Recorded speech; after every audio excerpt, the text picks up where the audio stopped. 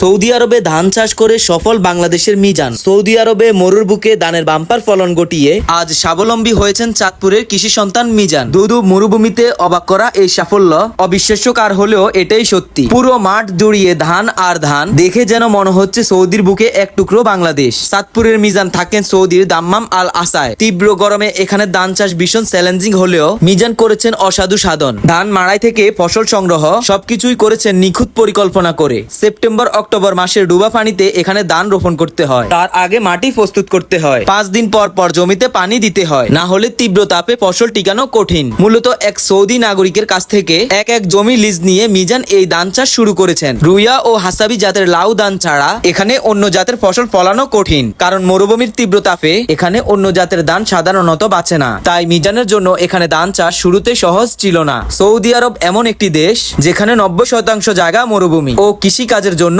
অনুপযুক্ত। তাই সৌদি আরবে একটি কৃষক বিপ্লবী গঠানো খুবই কঠিন। মে থেকে সেপ্টেম্বর পর্যন্ত সৌদি আরবে 48 থেকে 50 ডিগ্রির প্রচন্ড তাপমাত্রা থাকে। এই সময় জমিনের ফসল গরমে মারা যায়। মনে হয় যে ক্ষতির পরিমাণটা অনেক বেশি। তাছাড়া সৌদি আরবের চাষাবাদেও বেশ ব্যয়বহুল। তবে মিজান ব্যতিক্রমী সাফল্য পেয়েছেন। তীব্র গরম প্রতিকূল বাবা সত্ত্বেও বাম্পার ফলন হয়েছে মিজানের। 45 ডিগ্রি সেলসিয়াসও টিকে থাকছে মিজানের চাষ করা তাপ শোষণ এই ফসল। ধান চাষ করে মিজান এখন স্বাবলম্বী। চাষ করা ধান মন প্রতি 800 রিয়ালে বিক্রি করছেন মিজান। অর্থাৎ এক মন ধানে মিজান পাচ্ছেন প্রায় বাংলার 25,000 টাকা। পাকিস্তানি নেপালি প্রায় 35 থেকে 40 জন কাজ করছে মিজানের সাথে। বিশেষজ্ঞরা বলছেন অনাবৃষ্টি ও মরুভূমির দেশ নামে খ্যাত তেল সমৃদ্ধ মধ্যপ্রাচ্যের দেশ সৌদি আরব বিগত 3 দশকে কৃষকের যে বিপ্লব ঘটিয়েছে তা রীতিমতো বিশ্ব অবাক। মরুভূমির বুকে যে সবুজ আয়ন আর কৃষির যে উৎপাদন তা সত্যিই অবাক করার মতো। আর সৃষ্টিকর্তার এই অসাধারণ নিয়ামতের পিছনে উসিলা হিসেবে আছে বাংলাদেশি মিজানের মতো পরিশ্রমী মানুষের হার না মানা খাটুনি। দেশটিতে কৃষি ফসল উৎপাদন থেকে শুরু করে ক্রেতাদের হাতে পুছিয়ে দেওয়ার পুরো প্রক্রিয়া রয়েছে